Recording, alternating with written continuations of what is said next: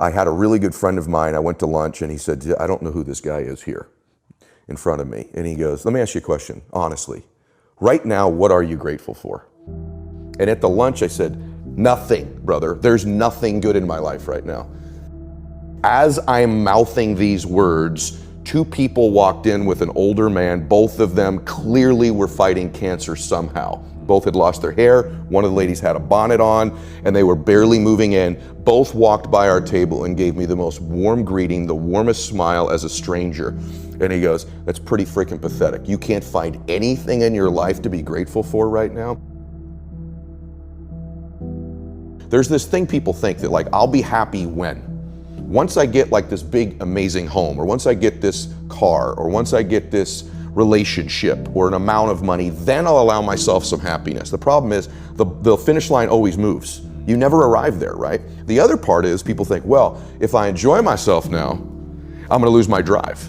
In other words, if I can just wire myself with enough pain all the time, I won't lose my drive or ambition. The truth is there's no correlation between the two at all. There's no relationship between you feeling complete pain all the time and losing drive. And so I talk about living in a state of blissful dissatisfaction. And really the best example of that would be like if you've ever, I love a good meal, right?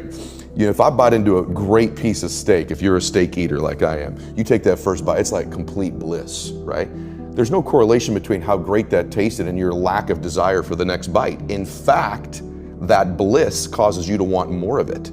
And so the more we can begin to reward ourselves with bliss, we're not gonna lose our dissatisfaction. We're not gonna lose that. And so for me, our brains, there's dopamine hit you get when you do something successful. If you constantly cheat yourself out of that hit, right, biomechanically in your body, less and less in the future will you want to achieve the next level, the next dream, the next step. And that's why so many people stall out in life.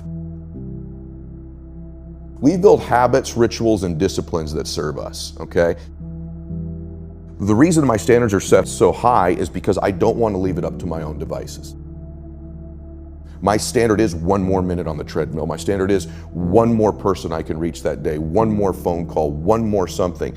And so for me, I raise them every single year, but the way I get to do it is I link it to my reasons. And so goals are really empty to me. You show me someone with compelling, emotional, gigantic reasons, I'll show you someone who's changing their standards all day long. So like, give you one quick version that you've not heard before. One of the reasons I'm relatively fit is not just peak state. I have an uncle in my family that died at 50 years old of a heart attack. He's my godfather, my dad's only brother. I kind of resembled him.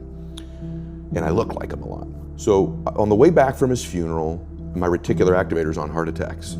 On the TV screen on the airplane, I'm listening to music, is the Oprah Winfrey show. She's going through a new heart scan. I've unplugged my headphones, plug it into the airplane one. They're talking about this new scan at Cedars-Sinai that at that time was new. It could read the plaques in your arteries, the calcifications, without going, really invasively. I scheduled it. I went in. I had a world-class doctor who understood reasons and leverage instead of just prescribing. Because when we coach people, you need to do this, you need to do this. Doctors do it. Take this pill, take this. He understood leverage and reasons. And I'm in when I walk in, I sit down, the doctor comes out and he says, oh my, I can't believe these arteries are in that young body. Got my attention. We walk back in, we sit down. He could still go, you need Crestor, eat clean, get out of here. Isn't that what an average doctor does, right? No, wired me with huge reasons. He goes, let me ask you a question. I heard your wife's pregnant. I said, yeah, I have a son. And he says, do you want to be there when he graduates from high school to be there for that day? I said, yes, sir, yeah. He goes, your wife's pregnant. What do you have? And I said, a daughter.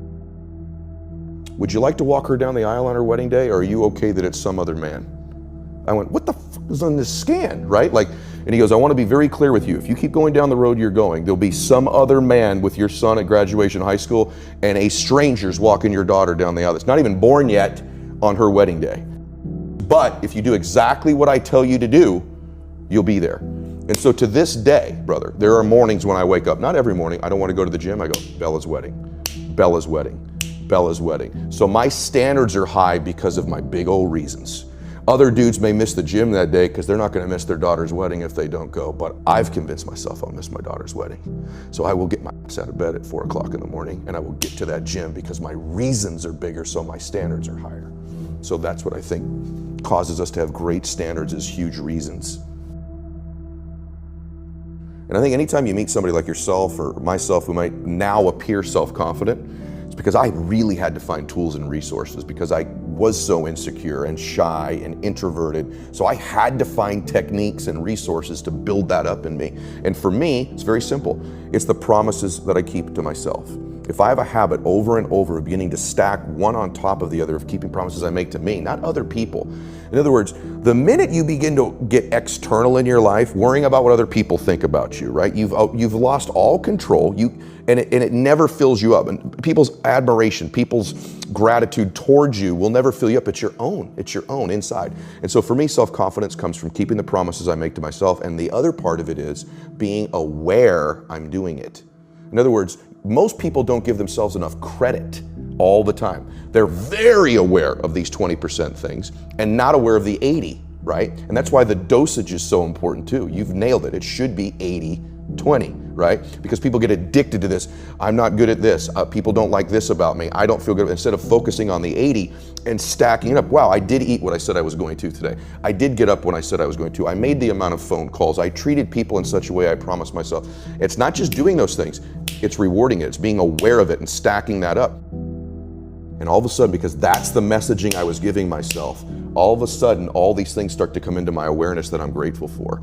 I start to magnetize to myself some people that I needed to find into my life, and that was the next layer. I started to see things to be grateful for. My health, my fitness, people who loved me. And what it did is it changed my state. When I stacked gratitude, I changed what I did in the morning, and I changed what I did in the evening. And so somehow by grabbing control of my morning, and by grabbing control of my evening, I got some measure of control over the middle of my day.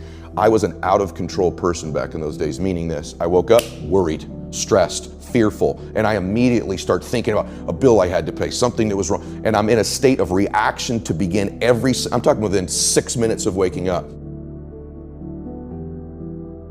So identity is the governor on our lives. It's the invisible force that no one understands. And once they do understand and get a hold of it, their life can change. And so not only if you don't get a hold of this, will these outward conditions of your life keep being exactly the same, but you could behave differently. You could do all the working out. You could be thinking great thoughts, but you are going to get out of your life. You're going to be the most powerful force in the world, I think, is to be consistent with the concepts, ideas, and worth that you hold for yourself. You will get that out of your life, what you will tolerate. Okay, the deeper part of that is identity. And so identity is very much like a thermostat sitting on a wall, right? This is important. Once that temperature is set at a certain degree, everything in the world externally can hit it, and you will find a way to get that temperature. So even in this house, let's say it's set at 80 degrees. If we opened up all the doors and cold air, just the worst things in life, the blizzard of life came in, the thermostat will kick the heater on and it will regulate this room back to 80 degrees. The reverse is also true. It's a super hot day. Great things are happening in your life. It's getting hotter and hotter and hotter. If you're at 80 degrees, that internal thermostat will find a way over a window of time to cool your life right back down to 80 degrees again. So the key, the secret key, is to be able to shift that identity. 90, 100, 120. Average becomes sort of like this slow asphyxiation. It's almost like an anesthetic. And that over time we become kind of immune and dulled to the average that we're becoming. I know this is true, at least for me. You probably experience it yourself too. You're gonna get out of your life what you'll accept. That's really difficult for people, I think, to understand is, look, what you think you're worth and what you're gonna tolerate is absolutely what you're gonna bring into your life and what the outward part of your life's gonna look like. And so I live by that. Like, I let myself sort of feel the pain and the difficulty of being not where I want to be in whatever that area is, whether it's my spirituality, my relationships, my money. I let myself feel that pain because, as you know, there's two motivators, right? There's the gaining of pleasure, right? Wanting to go get something, chasing the dream, but then there's the avoidance of pain. And for a lot of champions, that's a pretty big driving force for them. And so at least for me, I leverage both of those things on me to get myself to take action. So that's what that means to me.